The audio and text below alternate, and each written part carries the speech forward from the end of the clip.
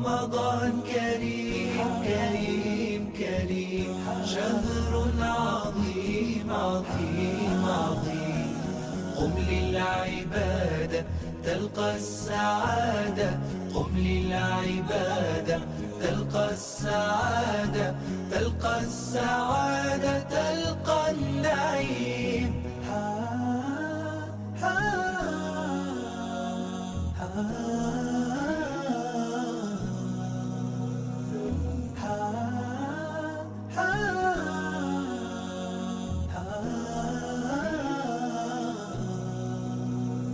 رمضان صيام ودعاء، رمضان أمان وصفاء، رمضان صيام ودعاء، رمضان أمان وصفاء، رمضان سلوك وعطاء.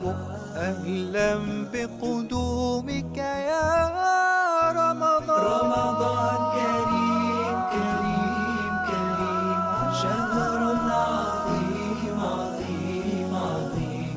رمضان كريم كريم كريم، شهر عظيم عظيم عظيم. قم للعبادة تلقى السعادة، قم للعبادة تلقى السعادة، تلقى السعادة تلقى النعيم.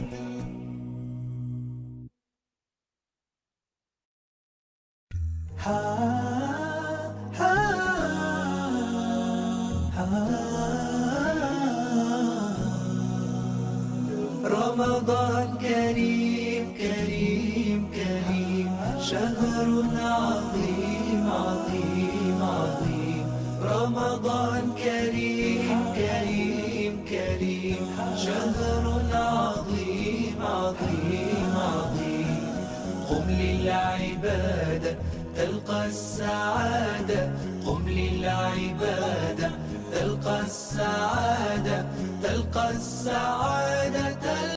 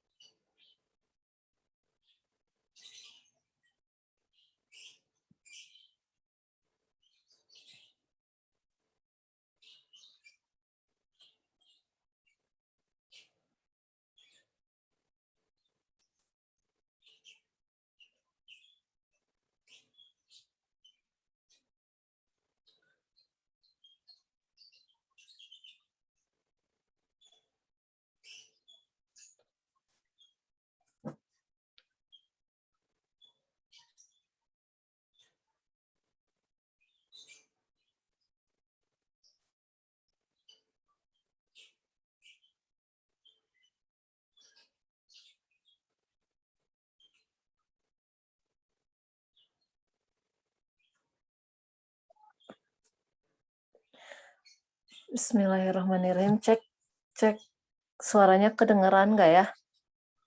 Terdengar teh. Kedengaran teh. Siap.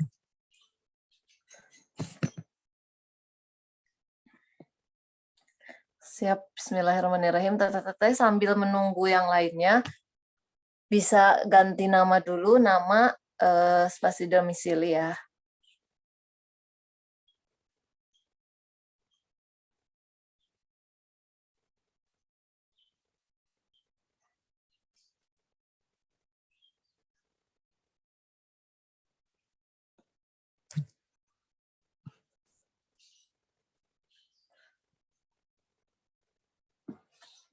Materinya udah datang ya.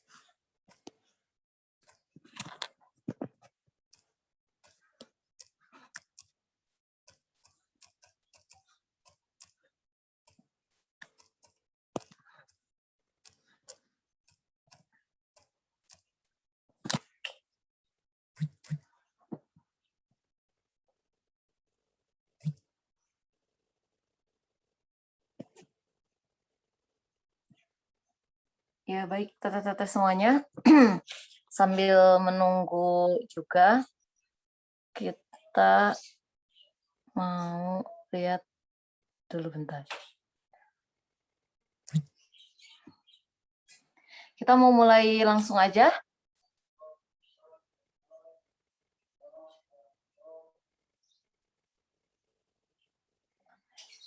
Ibu pematerinya belum masuk ya.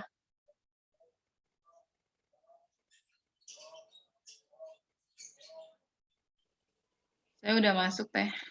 Oh, udah, Ibu. Siap, Ibu. Bentar, Bu. Dijadiin. Udah. Operator minta tolong ibunya dijadiin ini ya, co-host ya.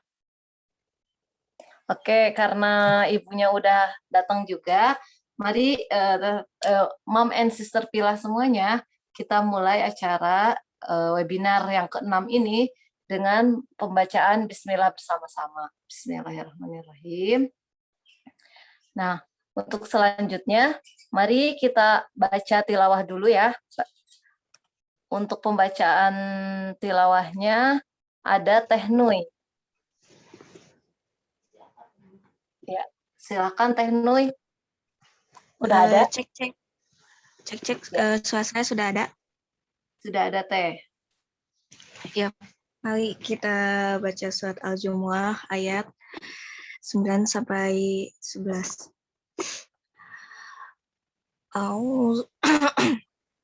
A'udzu billahi minasyaitonir rajim. Bismillahirrahmanirrahim. Ya ayyuhalladzina amanu idza nudiya lis-salati min yaumil jumu'ati fas'au ila dzikrillahi wa dzarul bai'. Dzalika khairul lakum in kuntum ta'lamun. Wa idza qudiyatis sholati fantashiru fil ardi wabtaghu min fadlillahi wadhkurullaha katsiran la'allakum tuflihun. Wa idza ra'aw tijaratan aw lahwan infaddu ilayya wa tarakuka qa'iman qul man indillahi khair ma indillahi khairum minallahi wa minat tijarah wallahu khairur raziqin. Artinya, wahai orang-orang yang beriman, Apabila telah diseru untuk melaksanakan sholat pada hari Jumat, maka segeralah kamu mengingat Allah dan tinggalkanlah jual beli. Yang demikian, itu lebih baik bagimu jika kamu mengetahui. Apabila sholat telah dilaksanakan, maka bertebalah kamu di muka bumi. Carilah karunia Allah dan ingatlah Allah banyak-banyaknya agar kamu beruntung. Dan apabila mereka melihat perdagangan atau permainan, mereka segera menuju kepadanya. Dan mereka tinggalkan engkau Muhammad sedang berdiri atau berkhutbah. Katakanlah, apa yang ada di sisi Allah lebih baik daripada permainan dan perdagangan, dan Allah pemberi rezeki yang baik. Shadaqallahul aliyyul azim. Sadaqallah. Ya, terima kasih Teh Nuy atas pembacaan suratnya. Selanjutnya, ini selamat datang kepada semua Mom and Sister Pilah di webinar yang ke-6 ini. Tema kita minggu ini adalah membangun family business untuk ketahanan keluarga. Alhamdulillah Ibu Darwina udah ada juga, terus Ibu moderator juga ada. Teteh moderator ya, maaf. Ya, sebelumnya kita ucapkan terima kasih kepada Salman ITB, Rumah Amal Salman, dan Motivasi Istri yang telah menyelenggarakan acara ini. Selanjutnya, saya ingin mengingatkan kepada teman-teman, mengajak teman-teman semuanya untuk berdonasi di acara Idul Fitri untuk semua. Donasi seberapapun yang Mom and Pilah berikan kepada kami, insya Allah akan kami salurkan dengan sebaik-baiknya. Ini tadi rundown acaranya sudah kita lewati ya semuanya. Selanjutnya adalah perkenalan moderator. Nah, di sini ada moderator kita, yaitu ada Irma Dewi Istiqomah. Beliau adalah seorang pekerja sosial di bidang anak-anak, properti, disabilitas, dan kesehatan. Beliau juga sekarang lagi lagi S2 ya, Teh Irma ya? Cek Teh Irma. Ya, halo Teh Sisit. Iya, Teh Irma gimana, udah siap untuk memandu acara kita hari ini? Insya Allah Teh. Ya. Oh ya, perkenalan juga ya. Ini Teh Irma ini adalah ketua SEC ya, SEC Salman Entrepreneur Club ya, kalau nggak salah. Ya, jadi cocok lah sama materi kita hari ini tentang bisnis. Cuman kalau di tema sekarang ini bisnisnya tentang keluarga ya, bisnis keluarga. Mudah-mudahan Teh Irma juga nanti bisa bisnisnya di keluarga juga ya. Ya, tanpa berlama-lama ya, karena udah ada pengisinya juga, mangga Teh Irma saya persilahkan untuk memandu acara kita sekarang. Baik Teh Sisit, terima kasih atas kesempatannya. Sebelumnya, Assalamualaikum warahmatullahi wabarakatuh. Teteh-teteh semua di sini. Waalaikumsalam warahmatullahi wabarakatuh. Ya, sebelumnya izinkan saya di sini untuk melanjutkan acara. Terima kasih kepada teman-teman panitia yang telah menyiapkan acaranya dengan sangat baik dan menarik. Terima kasih kepada MC kita hari ini, Teh Sisit, yang sudah memberikan kesempatan, dan terima kasih kepada Ibunda Darwinah yang sudah hadir.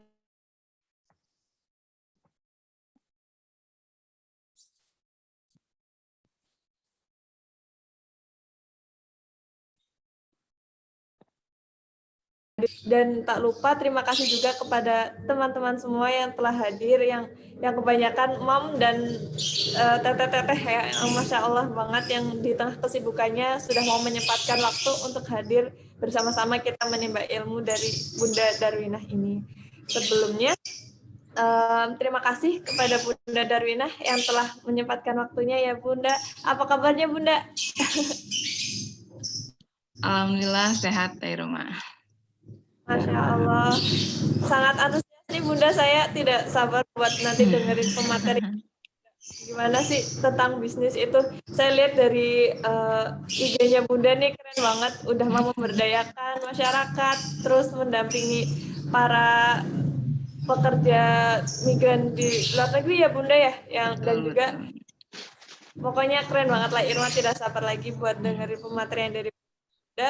Dan mungkin bagi teman-teman Sister Villa semuanya, jika kesempatan atau tidak ada halangan, dibolehin banget nih untuk on kamera biar kita lebih saling mengenal dan lebih enak lagi nih, asik buat bisa bertatap muka meskipun via online. Ditunggu nih teman-teman buat on kamera biar lebih seru lagi. Ya, Bunda Darwina, insya Allah nanti akan memberikan pemateri tentang bisnis ya Bunda. Bisnisnya tentang keluarga juga. Jadi gimana sih nanti kami pengen tahu Bunda tentang seberapa pentingnya sih keluarga muslim itu untuk ikut berperan dalam dunia bisnis gitu. Lalu kita pengen juga tahu gimana sih mindset muslim di Indonesia sekarang tentang dunia bisnis gitu. Dan juga Bunda kan udah banyak sekali yang memberikan kebermanfaatan lewat bisnis itu. Jadi kayak kita pengen belajar juga bagaimana sih ceritanya gitu. Alhamdulillah udah banyak banget nih Bunda dari Indonesia, ada dari Sulawesi, Padang, Jawa Tengah, Jawa Timur, udah semuanya banyak yang hadir, nunggu nggak sabar dari Bunda. Oke, kalau gitu waktu dan tempat saya persilakan buat Bunda Darwina memberikan pemateriannya hari ini. Terima kasih Bunda. Sama-sama, Teh Irma. Terima kasih tadi Mbak Sistria ya, MC. Assalamualaikum warahmatullahi wabarakatuh. Waalaikumsalam warahmatullahi wabarakatuh. Alhamdulillah, puji syukur Allah Subhanahu wa Ta'ala atas limpahan rahmatnya, sehingga hari ini saya bisa berkumpul ya dengan calon mompreneur ya, dengan apa ya, baik calon mompreneur ataupun juga yang belum menikah ya. Insya Allah semua yang hadir di sini mudah-mudahan dengan kita adanya majelis ilmu yang membahas bisnis ini akan melahirkan wirausaha baru khususnya untuk kita kaum perempuan ya. Salawat serta salam tak lupa saya curahkan ke hadat uswah kita serta kedua kita yaitu baginda Nabi besar Muhammad SAW. Semoga wasilah beserta keutamanya tercurah untuk beliau, keluarganya, para tabi'in, dan semoga kita semua yang hadir di sini diberi syafaat oleh beliau, baik di dunia atau nanti di yaumil akhir. Amin, ya rabbal alamin. Baik, teman-teman, pertama-tama saya mengucapkan terima kasih ya kepada teman-teman komunitas motivasi istri ya, ITB Salman yang sudah mengundang saya untuk berbagi ilmu ya, sharing dan diskusi. Mungkin saya hadir di sini juga bukan karena saya seorang yang sudah hebat gitu ya, karena hebat itu hanya milik Tuhan, dan saya berharap ini jadikan forum untuk tempat kita belajar. Saya pribadi masih banyak sekali nih kekurangannya. Saya bisa jadi belajar dari teman-teman dari Tangsel, dari Bogor, Bandung, Padang ya. Ini benar-benar senusantara nih ya Teh Irma ya, yang hadir banyak sekali gitu kan. Benar Teh. Iya. Banyak yang Nah, main belajar bisnis nih Teh. iya, saya berharap nanti kita belajarnya on cam aja. Maksudnya nanti sistem belajarnya saya mungkin akan lebih banyak melemparkan pertanyaan. Tujuannya saya sendiri ingin forum ini bukanlah hanya sebatas apa ya, seminar. Saya ngomong ya, metodenya ceramah, teman-teman dengerin gitu ya. Nanti malah ngantuk. Saya berharap nanti teman-teman juga ikut kontribusi karena seperti yang kita tahu bahwa segala sesuatu apapun yang kita ingin itu butuh proses untuk belajar. Nah, saya percaya bahwa teman-teman yang ada di sini itu bukan berarti teman-teman nggak punya ilmunya. Mungkin bisa jadi teman-teman sudah punya ilmunya tapi belum terasah.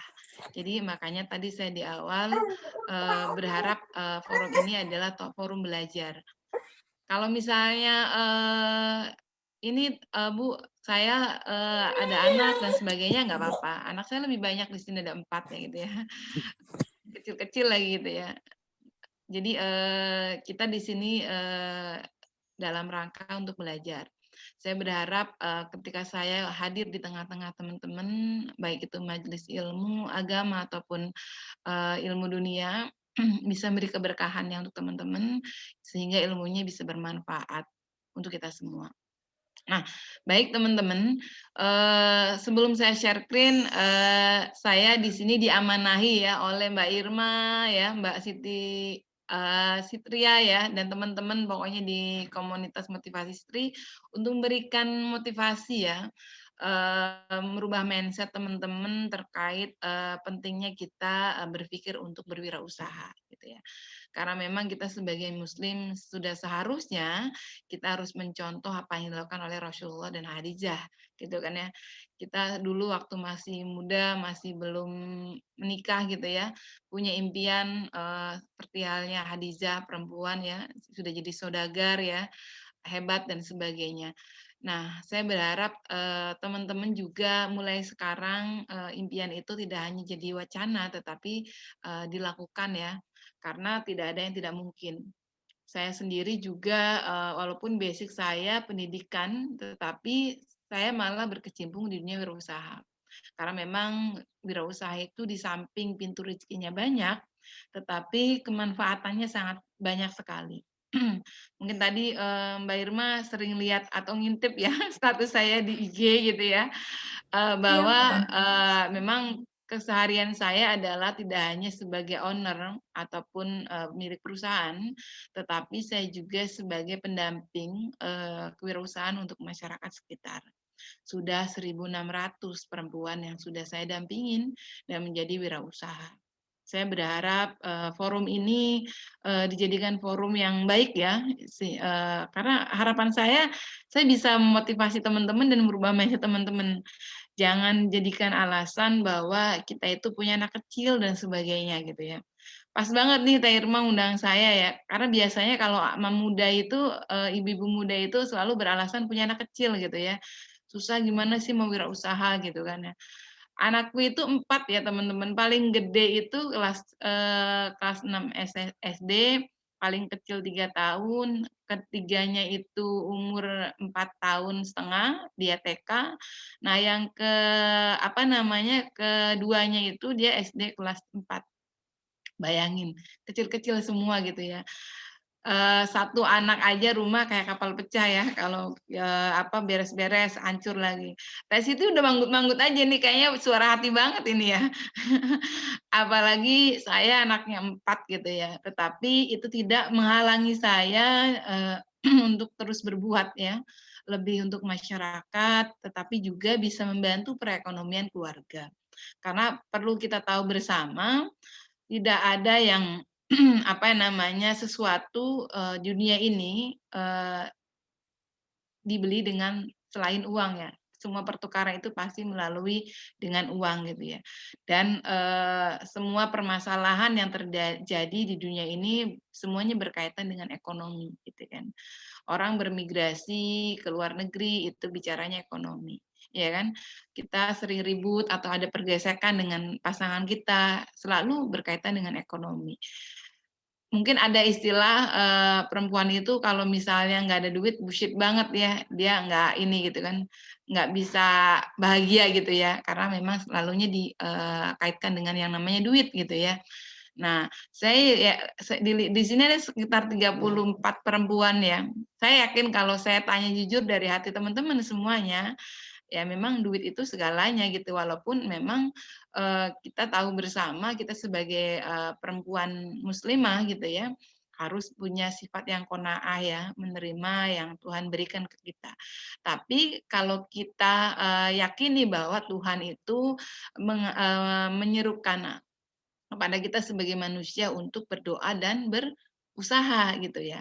Nah, konteks usaha inilah yang harus kita garis bawahi bahwa manusia yang paling hebat ialah manusia yang bermanfaat untuk orang lain. Nah, kalau mau memberikan manfaat ke orang lain, tentunya kita juga harus berdaya dulu, betul nggak? Kalau misalnya kitanya masih susah, duit aja masih minta ke suami, gimana kita mau bermanfaat untuk orang lain gitu ya. Nah, yang mendasari saya hijrah untuk berwirausaha, perlu teman-teman ketahui ya, berawal dari saya punya rumah tahfidz ya, rumah penghafal Quran. Dulu ustazahnya banyak sekali ya, ada 5 gitu ya. Nah, yang harus saya gaji gitu kan ya. Kemudian saya juga punya koperasi dan sebagainya.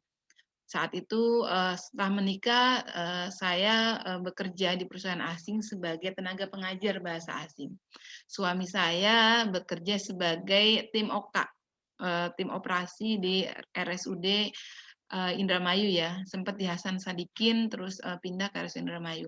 Kami berdua hijrah gitu ya, berwirausaha karena kami meyakini bahwa wirausaha itu pintu rezekinya banyak. Dan karena kami menyadari bahwa kami butuh uang banyak untuk bisa memberikan gaji, honor kepada ustazah-ustazah yang ada di sini.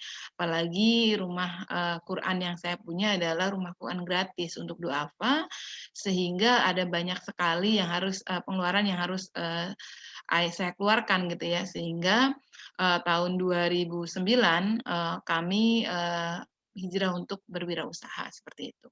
Nah, saya berharap, kenapa saya bercerita ini, saya yakin di sini semua yang hadir dari 34 perempuan, semua punya basic ya, pendidikan yang tinggi gitu ya.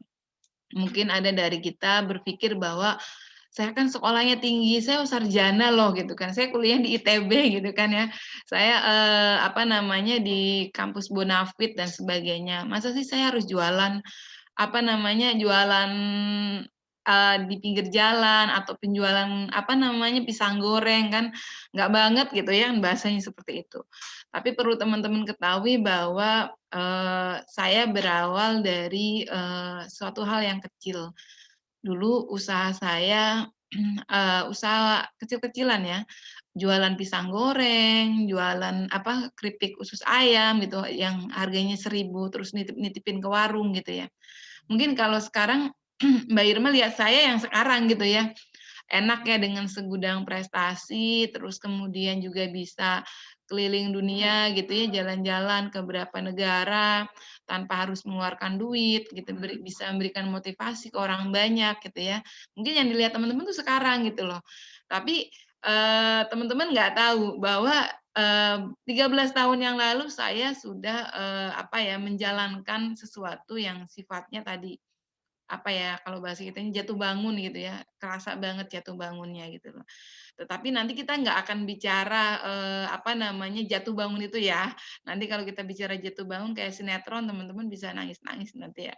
Nah, karena saya di sini diawanahi oleh teman-teman di komunitas motivasi istri untuk memberikan motivasi terkait tentang kenapa sih kita harus bisnis gitu ya, apa sih manfaatnya kita berbisnis, dan kemudian juga bisnis itu seperti apa sih gitu ya. Mungkin ini adalah ilmu baru untuk teman-teman yang mungkin baru ikut ya dalam seminar ini. Mungkin biasanya teman-teman biasa hadir di liko atau majelis yang isinya tentang agama gitu ya. Tapi saya berharap ada penyeimbang ya. Kita jangan melulu kita bagus memikirkan bicara ukhrawi, tapi kita juga ada menyeimbang untuk bagaimana duniawi kita itu bisa seimbang dengan ukhrawi kita. Nah, baik izin ya Teh Irma, saya share screen ya untuk materinya. Boleh, Bunda. Udah terlihat di layar materinya? Sedang loading, Bunda. Oh, loading. Yang lain sudah terlihat di layar materi dari saya? Masih loading. Oh, masih loading. Udah ada. Udah ada. Ada, Bu. Oke, siap. Nah, di sini bentar ya teman-temannya. Sebentar.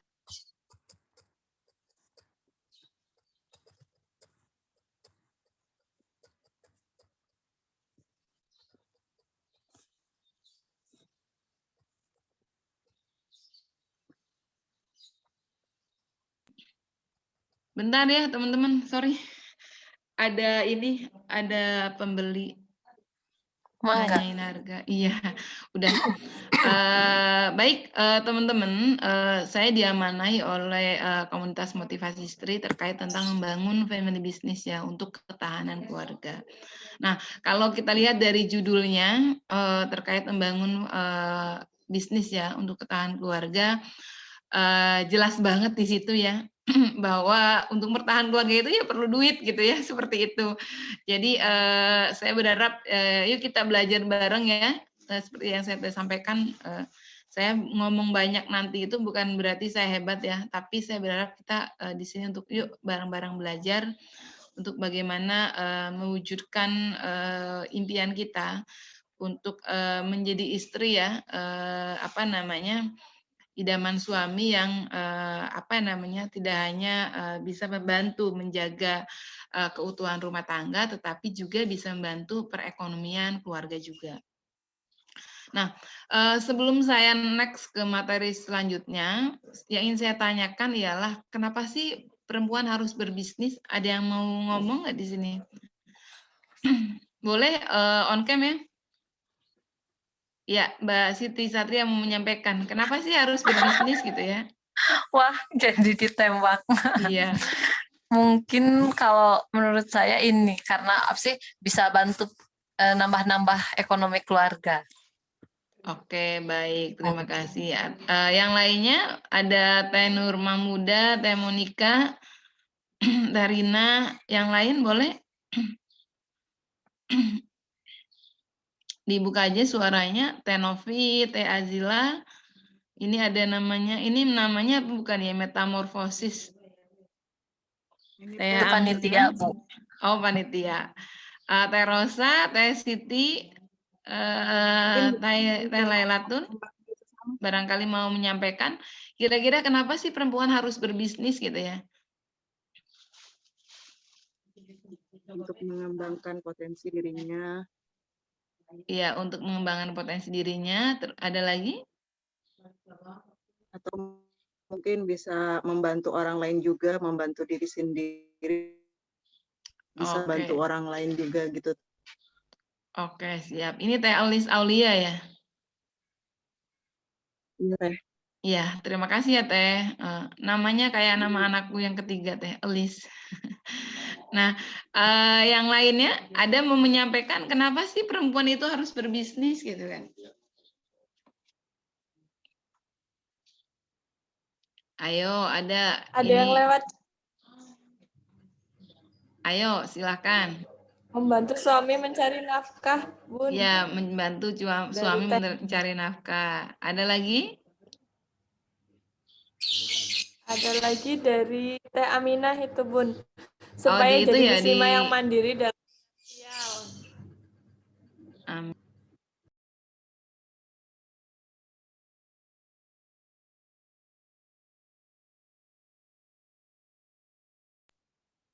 Ada lagi?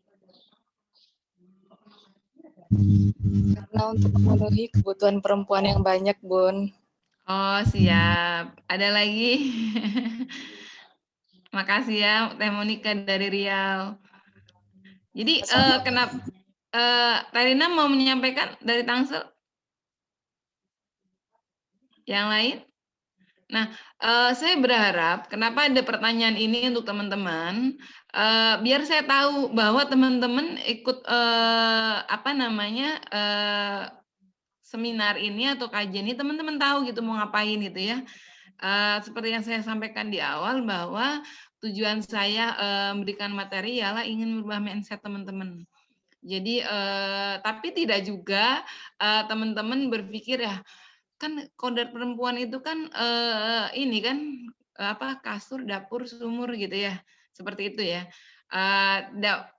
Karena mungkin ada sebagian orang yang pikir agama kita kan mengajarkan bahwa yang namanya perempuan itu kan ya harus nurut suami dan sebagainya. Betul gitu ya. Tapi bagaimana kita peran kesetaraan gender dalam segi apa namanya mencari usaha atau berwirausaha itu kita juga harus sesuai dengan koridor ya, yang apa namanya yang agama kita ini apa sih nama ajarkan gitu kan seperti itu.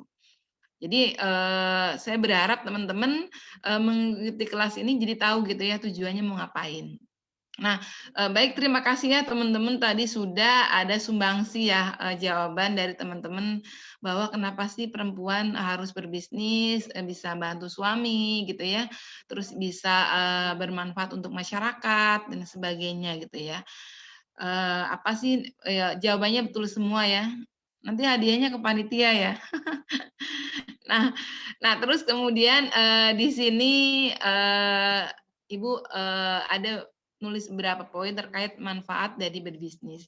Yang pertama ialah bisa membantu perekonomian keluarga, kebutuhan rumah tangga bisa disangga berdua gitu ya.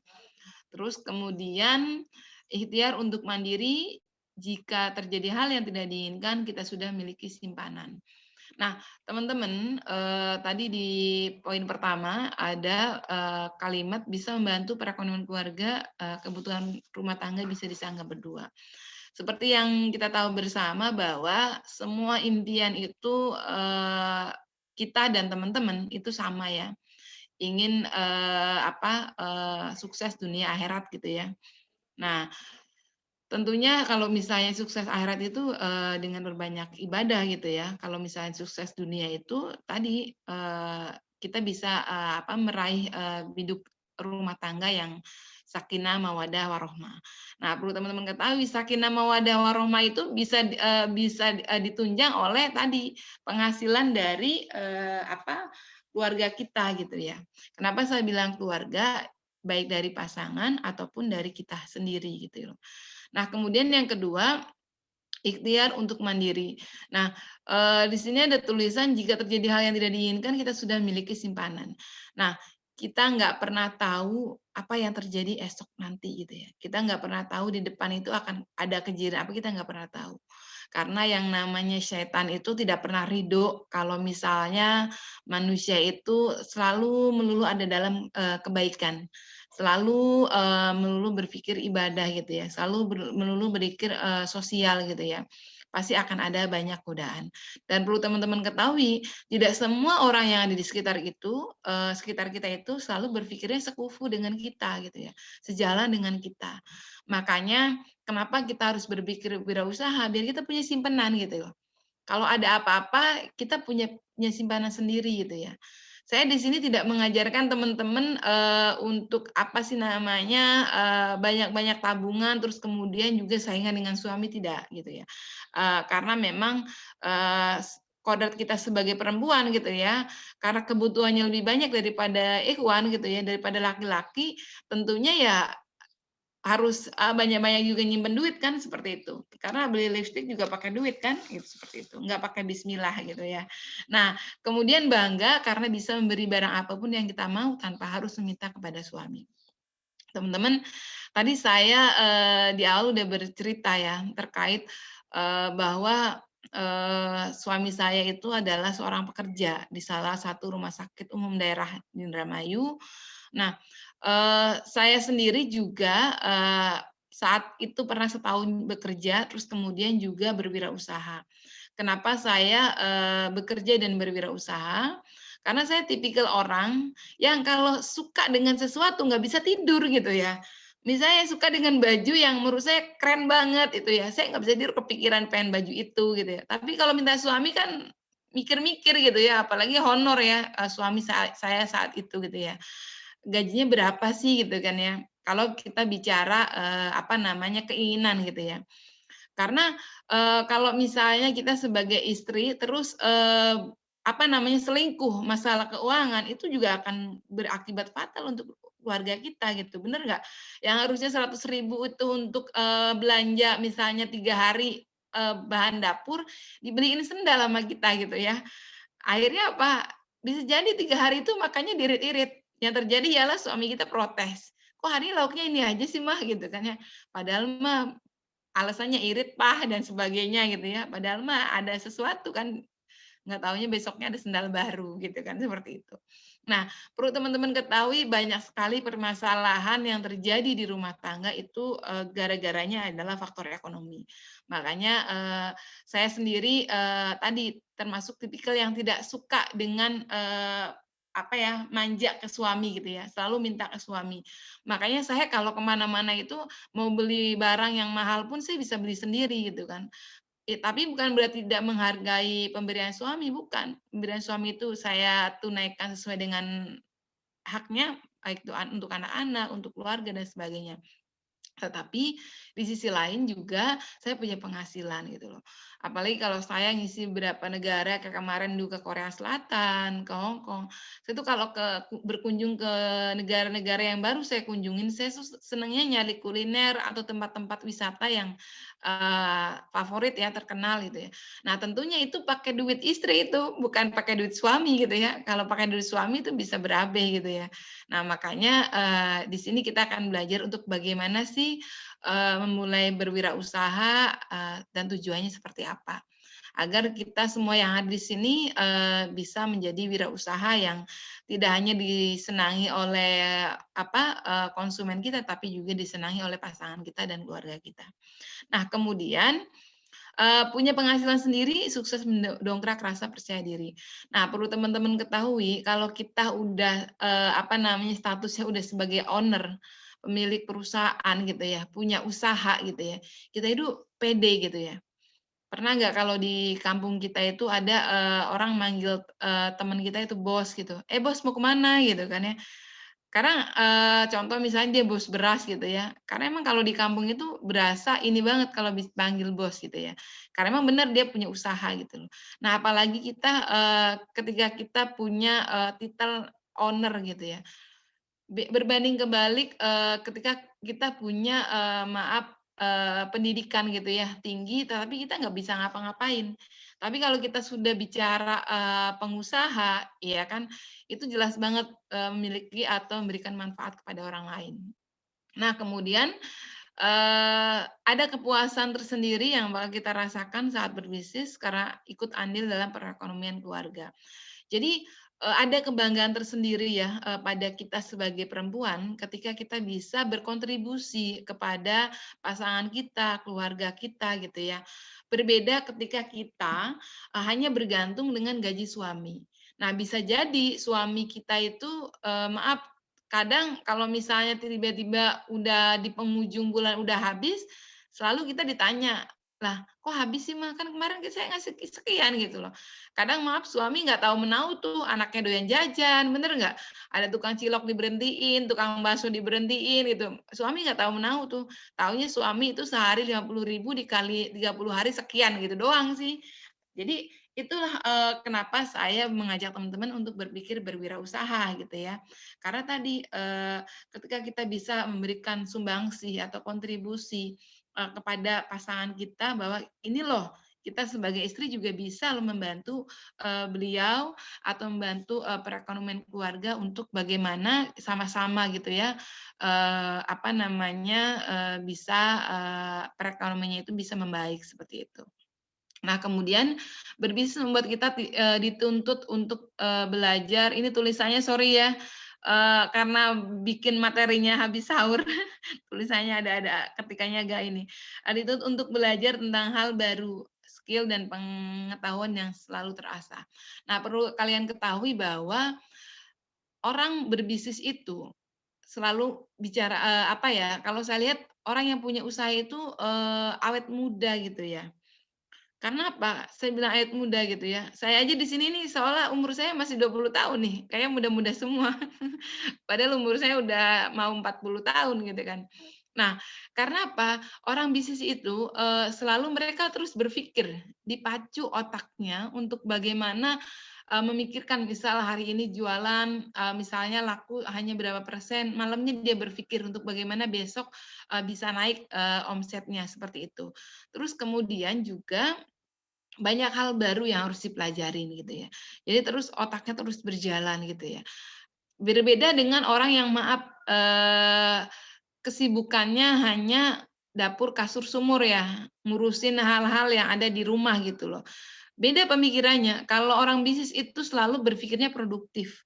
Tapi kalau ibu rumah tangga di rumah pasti akan hinggap hal-hal yang di luar dugaan kita. Contoh misalnya gibah, suuzon dan sebagainya. Bener nggak? Karena perasaan dongkol itu terus berkecamuk dalam diri. Karena nggak ada kegiatan gitu. Ngurus anak, anak tidur, kita bengong gitu ya. Pas nongkrong depan rumah, tiba-tiba temen lewat gitu pakai gelang baru, ya kan, pakai motor baru, masuk kamar lagi gitu kan, kesel gitu ya. Suami pulang cemberut gitu ya. Gara-gara apa? Tetangga motornya baru. Apalagi tuh motor yang selama ini kita idem-idemin gitu ya. Jadi pasti akan terbesit perasaan-perasaan yang mengganggu keimanan kita gitu ya. Karena apa? Kita nggak ada kegiatan gitu loh.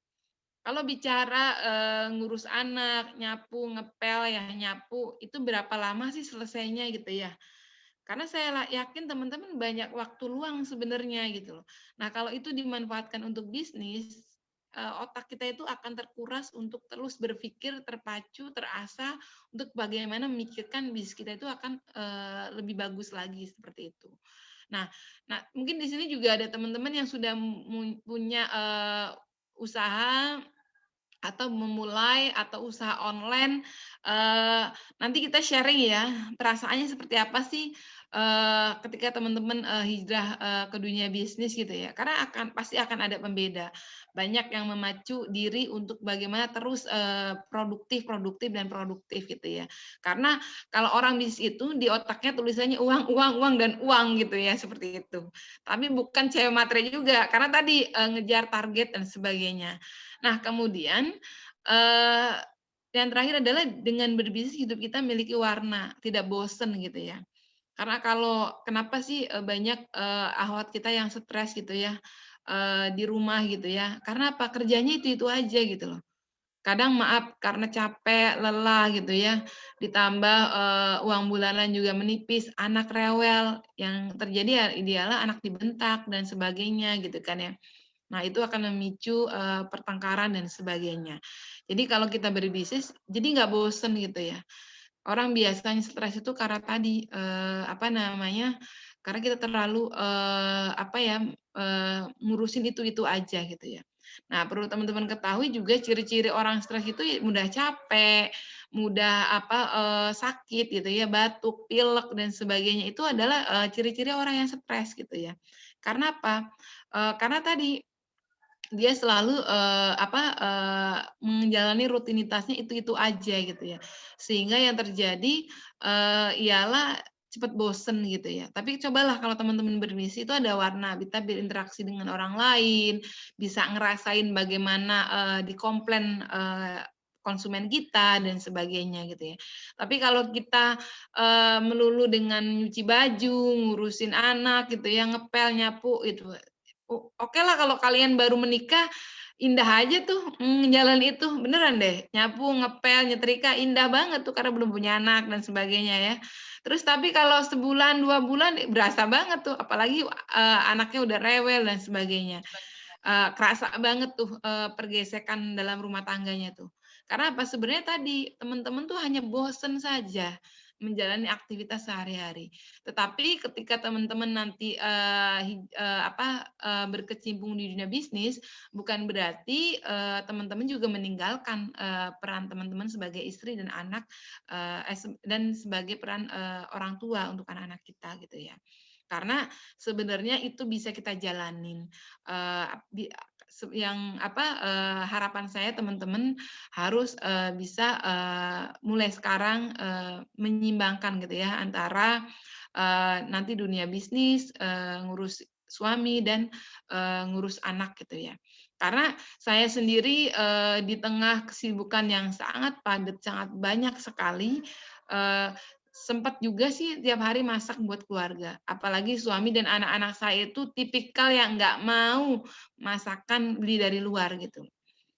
Kayak kemarin 2 tahun yang lalu ibu berangkat umroh ya, mengajak semua keluarga dan anak-anak nggak tak ajak. Anak-anak kurus semua, padahal cuma 12 hari gitu ya. Nah, saya ngebayangin nggak kalau misalnya saya berangkat haji gimana. Terus saya tanya, kenapa sih nggak mau makan gitu loh? Bude itu udah masakin enak. Saya nggak mau kalau bukan masakan Umi gitu. Karena mereka udah terbiasa saya masakin gitu. Jadi sesibuk apapun saya harus masak buat mereka gitu loh. Padahal sehari itu kegiatan saya bisa 2-3 tempat untuk ngajar ataupun ngurusin bisnis seperti itu. Nah, tambah lagi bicara mungkin banyak kan kalau wanita karir itu anaknya lebih banyak dititipkan ke orang tua ya, kalau saya lihat ya. Nah, perlu teman-teman ketahui, ibu punya anak 4 kecil-kecil itu nggak pernah dititipin ke orang tua. Padahal orang tua saya itu ada di samping saya rumahnya. Nah, mertua saya juga rumahnya di wilayah Indramayu. Tetapi kalau misalnya saya ada kegiatan, terus selalu saya bagi tugas dengan pasangan saya. Kenapa 2016 suami saya resign dari rumah sakit itu tadi untuk penyeimbang. Ketika saya sibuk, suami ada di rumah. Ketika suami sibuk, saya juga ada di rumah. Karena suami juga pendamping UKM Jawa Barat juga. Nah, kalau misalnya mentok saya dan suami harus keluar rumah, justru ibu saya yang nginep di rumah saya. Karena anak saya bilang, kenapa kalian nggak mau nginep di rumah emak gitu ya? Nggak bisa tidur katanya. Karena memang mereka tidak terbiasa dititip-titipkan seperti itu. Nah, ini adalah gambaran ya.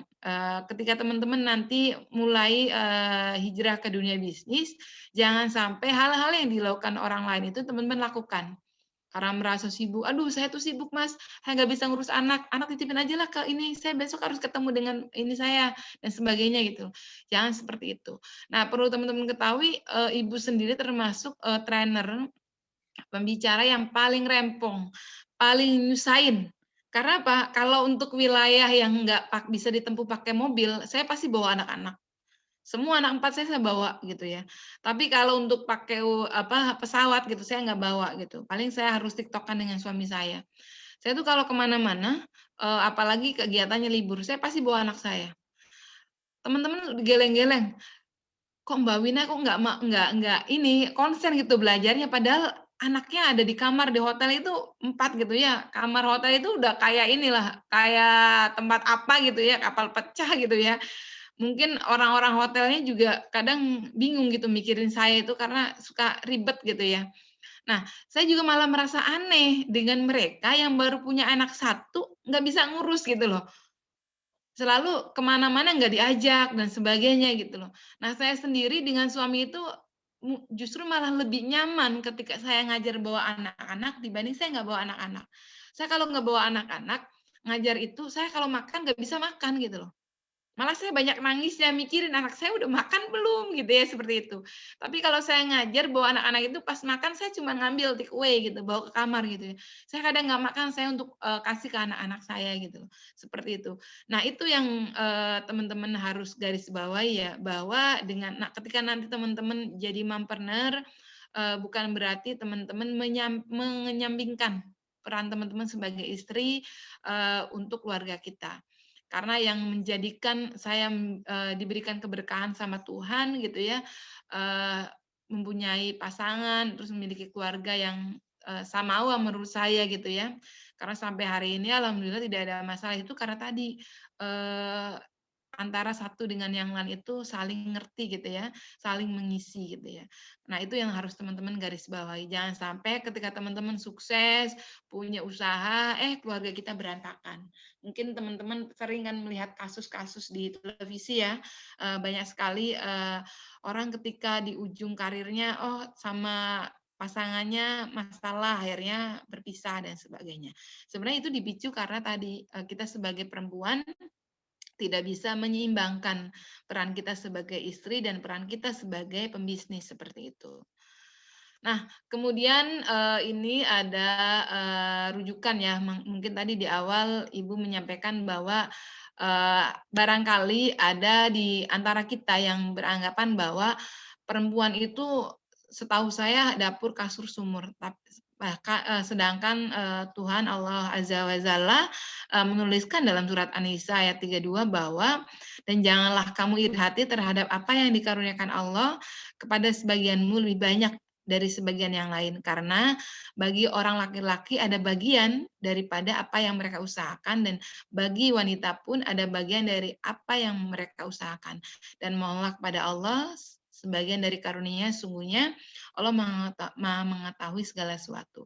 Nah, Al-Quran ini adalah rujukan bahwa kita sebagai perempuan boleh juga untuk berwirausaha atau membantu perekonomian keluarga.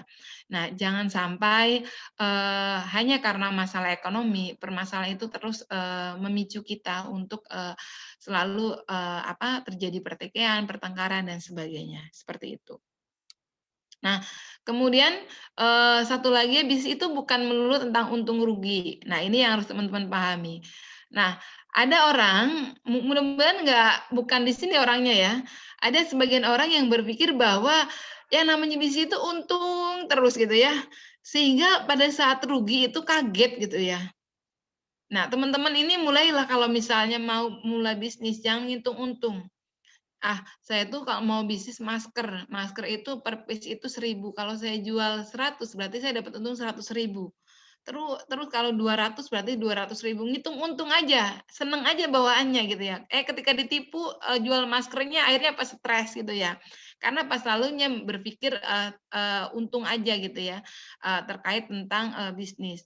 Tetapi bisnis itu yang harus teman-teman pahami ialah pertama membuka lapangan pekerjaan. Nah, perlu teman-teman ketahui bahwa pahala yang paling besar ialah ketika kita memberikan penghidupan kepada orang lain gitu ya. Kenapa gitu ya? Karena apa? Ketika kita memiliki karyawan, memiliki anak buah gitu ya, yang dia menghidupi anak-anaknya dan selama itu kita terus memberikan kontribusi dan selama itu juga pahala terus mengalir kita. Apalagi karyawan kita memiliki anak-anak yang soleh dan soleha yang tentunya akan terus mendoakan kita sebagai pemilik usahanya gitu ya. Nah, kemudian yang kedua adalah mensejahterakan masyarakat. Apalagi saya pribadi selalu menerapkan yang namanya ekonomi gotong royong. Karena apa? Saya berharap sukses itu tidak hanya milik saya gitu ya, tapi milik semua orang gitu ya. Jadi di kami di Rumah Edukasi Kewirausahaan kami itu ada yang namanya sistem ekonomi gotong royong agar bisa sukses berjamaah. Nah, makanya setelah seperti biasa ada kelas rutin mingguan.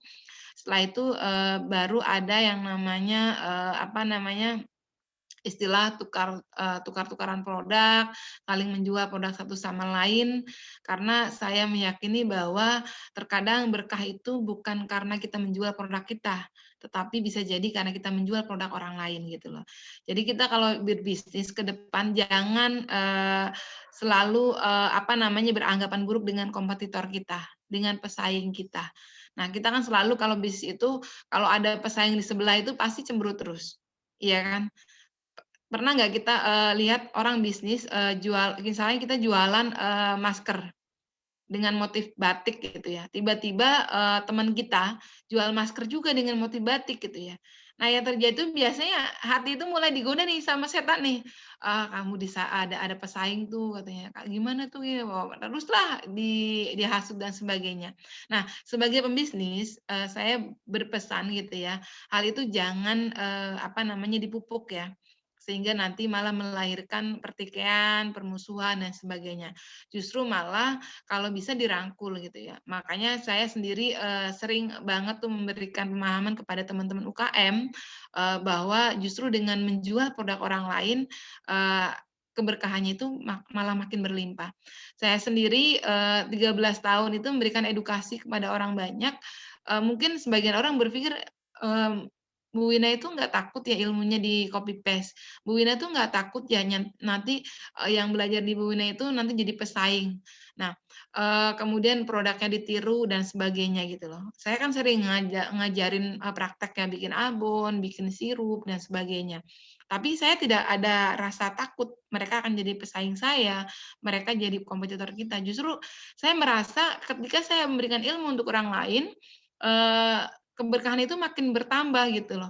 Rezeki itu makin berlimpah gitu. Karena apa? Mereka akan mendoakan kita gitu loh. Karena saya percaya bahwa yang memberi rezeki itu Tuhan gitu loh, bukan mereka seperti itu. Nah, kemudian mendorong masyarakat untuk membuka usaha. Jadi ketika kita bisnis kita akan memberikan inspirasi untuk masyarakat sekitar. Apalagi ini mama muda gini ya, masih muda semua nih gitu ya. Ketika teman-teman mulai berwirausaha, saya yakin teman-teman yang lain juga akan terinspirasi gitu ya. dengan berwirausaha ada banyak sekali keberkahan yang kita dapat ya. Tadi mungkin sudah dibahas, kita jadi pede, kita jadi bermanfaat untuk orang lain dan sebagainya. Nah, kemudian membangun kesejahteraan lingkungan. Nah, kemarin saya ekspor karena saya punya perusahaan ekspor impor ya, ekspor kerupuk kulit sapi dari Tasik. Itu kan kalau sekali ekspor itu sekitar 20 ton ya. Bayangin 20 ton kulit sapi, kerupuk kulit sapi gimana banyaknya gitu ya. 1 kilo aja 2 karung gitu ya, karena kan ringan gitu ya. Nah, tetapi mereka ketika saya ke sana gitu ya, yang tadinya 50 orang yang bekerja, nah akhirnya bisa ratusan orang gitu loh. Nah, itu yang dimaksud dengan membangun kesejahteraan lingkungan. Jadi memberikan manfaat untuk orang banyak gitu. Yang harusnya mereka besok nggak makan jadi makan gitu gara-gara kita bisnis dan menjembatani mereka untuk penjualan seperti itu. Nah, kemudian memberikan contoh yang positif gitu ya. Nah, tadi juga saya udah singgung ya, kenapa kita harus berbisnis biar otak kita itu nggak melulu mikirin gosip, gosip dan gosip gitu ya. Jadi biar kita selalu berpikir produktif. Terus kemudian menjangkau masyarakat lebih luas lagi. Nah, teman-teman perlu teman-teman ketahui karir yang saya dapat hari ini atau suksesan yang saya dapat hari ini bukan karena saya ngajar, tapi karena saya berwirausaha gitu. Orang kenal saya itu, oh Mbak Wina itu yang punya produk ini ya gitu ya. Nah, itu orang taunya dari situ. Dan alhamdulillah berkahnya saya jadi pembicara di beberapa wilayah se-Nusantara dan di beberapa negara beberapa tahun ini. Dan kemudian membantu membangun perekonomian negeri. Nah, teman-teman, di masa pandemi COVID-19 ini kita tahu bersama bahwa Indonesia mengalami resesi ekonomi ya, penurunan ekonomi. Kalau kita mau berwirausaha, kita salah satu adalah penyumbang pulihnya ekonomi di negeri kita. Jadi kalian paham ya bahwa ternyata ekonomi itu bukan melulu dengan uang, ternyata banyak banget berkah di dalamnya gitu loh. Justru kalau saya garis bawahi dengan berbisnis itu garis besarnya adalah membantu gitu loh. Bukan untung rugi, membantu orang banyak, membantu pemerintah, membantu pasangan kita dan semuanya gitu loh. Nah, kalau konteks membantu itu kan pasti endingnya dengan ibadah gitulah seperti itu. Nah, baik, ini Ibu ada sampaikan ya sekelumit cerita membuktikan bahwa para wanita mampu bertahan dan bangkit usahanya di tengah pandemi COVID-19. Ini saya ambil dari cuplikan-cuplikan curhatan ya para ibu-ibu muda gitu ya, bahwa ada ini lulusan S1 sosiolog ya, dia dengan mempromosikan potensi dirinya by Facebook, dia membuka kelas ya daring dan alhamdulillah per orang dapat 30 sampai 50.000 gitu ya. Nah, terus kemudian ini juga ada namanya Asmira ya, memperoleh penghasilan yang cukup lumayan dengan menjual masker ya. Sampai mendapatkan keuntungan 1,5 juta ya sekali transaksi. Nah, kemudian juga ada yang namanya Erna ya dari bisnis makanan ya karena dia suka masak gitu ya. Banyak banget yang dia dapat gitu ya dari bisnisnya itu. Nah, kemudian ada Agi ya. Dia menjalankan bisnis karena dia passion-nya dia sebagai ini ya, sebagai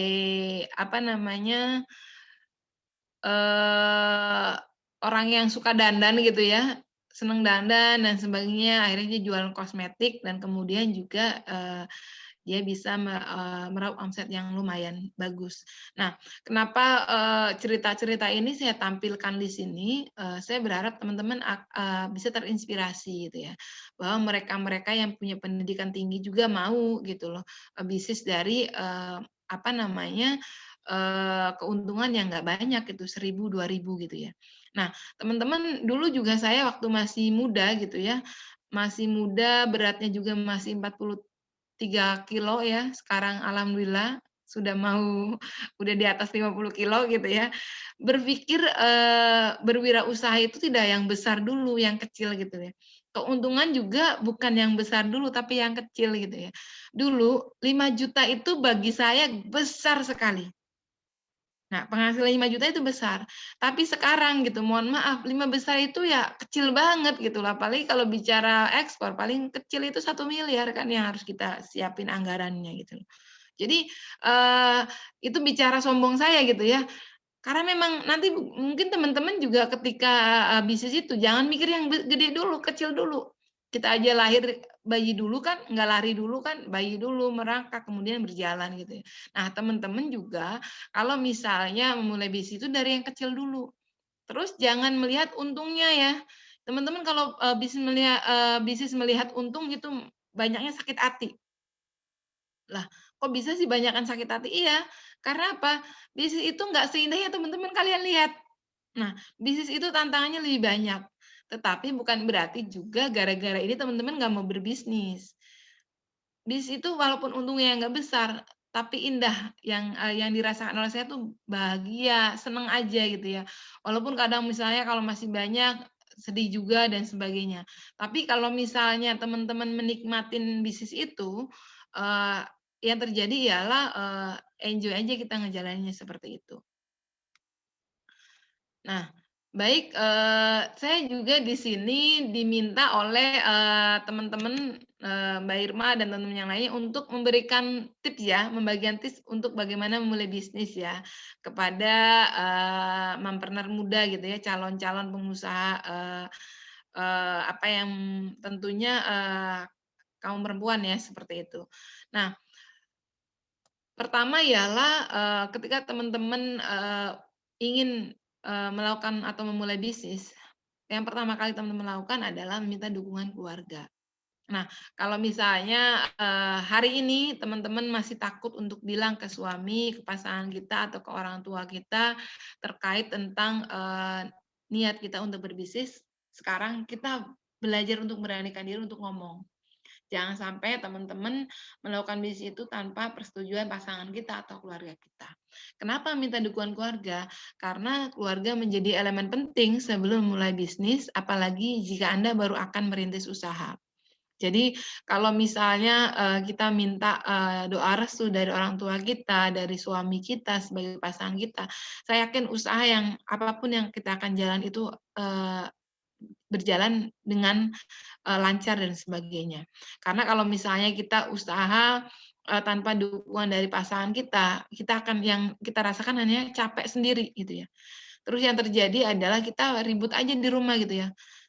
Banyak, teman-teman binaan saya, keluarganya berantakan cuman hanya gara-gara tadi, istrinya itu, berwirausaha tidak izin suami. Pada saat capek dia protes ke suaminya, "Saya tuh capek Pak, udah, bantu, jualan, nyari uang dan sebagainya, ngurus anak-anak," gitu. Nah, suaminya bilang, "Loh yang nyuruh kamu usaha siapa?" Gitu kan. Nah, pada saat itulah kita sebagai seorang istri itu akan bingung jawab gimana gitu loh. Karena kita tahu bersama dalam Islam, apa yang kita lakukan itu harus ada izin dari suami, seperti itu. Nah, saya berharap teman-teman kalau mau berwirausaha, harus, peroleh ridho dulu dari suami kita ya. Karena yang terjadi, seperti Ibu rasakan seperti sekarang gitu ya, semua bisnis, baik, saya yang jalani atau suami, kita sama-sama tahu. Kalau misalnya ada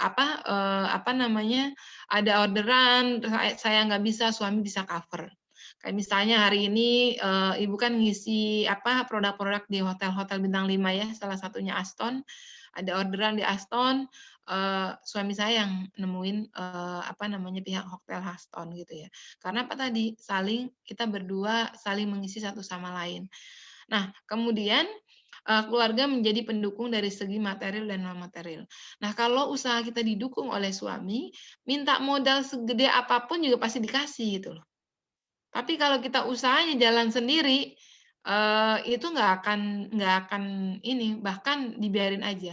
Ada, binaan saya, dia itu, dari Medan. Dia itu ikut kelas saya, usahanya udah lumayan. Alhamdulillah dia dari ikut saya itu nggak ada penghasilan. Sekarang sehari omsetnya 200-300 ribu gitu ya. Itu cuma 1 jam dia dapat 300 ribu. Nah, dia jualan cemilan pagi gitu ya. Dia mualaf juga gitu ya. Nah, ketika dia curhat ke saya, dia bilang, saya tuh capek Bune, dia kalau panggil saya Bune. Kenapa? Saya bilang gitu kan. Karena saya capek sendiri gitu loh. Loh suami ngapain? Yang liatin aja. Dari malam sampai pagi rutinitas itu dia ngejalan itu sendiri. Terus saya coba beri pemahaman ke mereka gitu loh, ke dia bahwa yang namanya usaha itu ya harus dijalani bareng-bareng gitu loh. Nah kemudian akhirnya saya undang suaminya, saya bicara baik-baik ke dia gitu ya. Akhirnya alhamdulillah sekarang dibantulah oleh suaminya. Kalau misalnya kemana-mana suaminya anterin gitu loh. Jadi enaklah kalau kita misalnya miliki usaha ada dorongan atau support dari pasangan kita.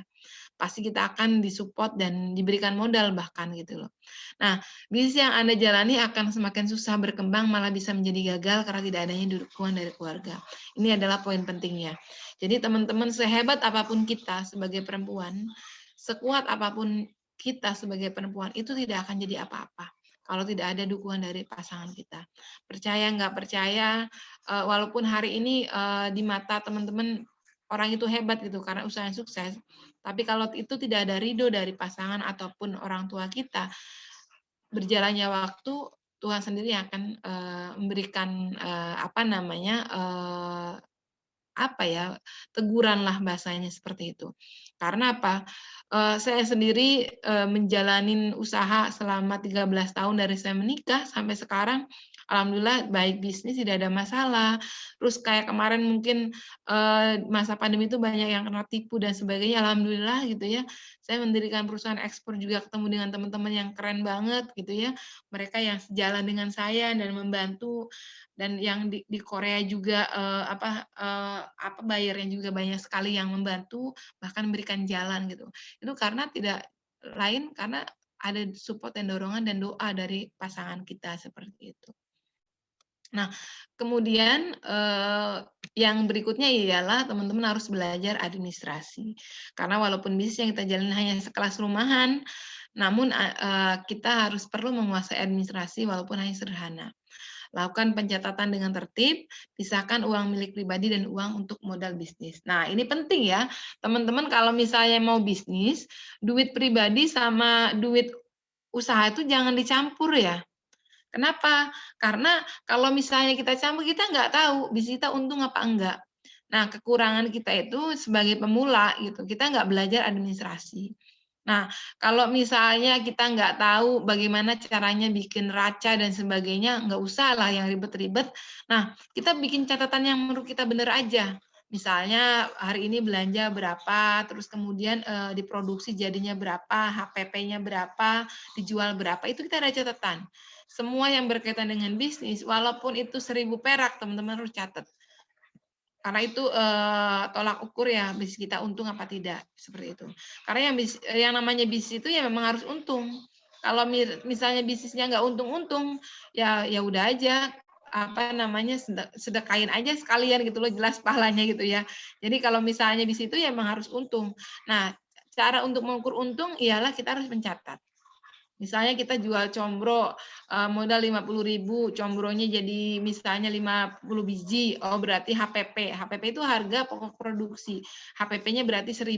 Oh kalau harga HPP-nya 1.000 berarti saya jual 1.500 dong, dapat 500 untungnya. Nah itu ada catatannya teman-teman.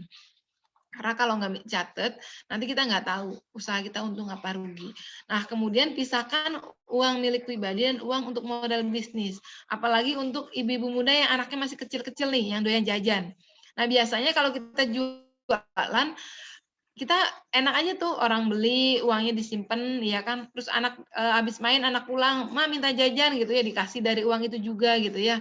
Giliran malam ngitung untung, nggak taunya nggak ada untung, uangnya habis, jualan habis gitu ya. Padahal tadi dicicil terus ya buat jajan anak-anaknya seperti itu.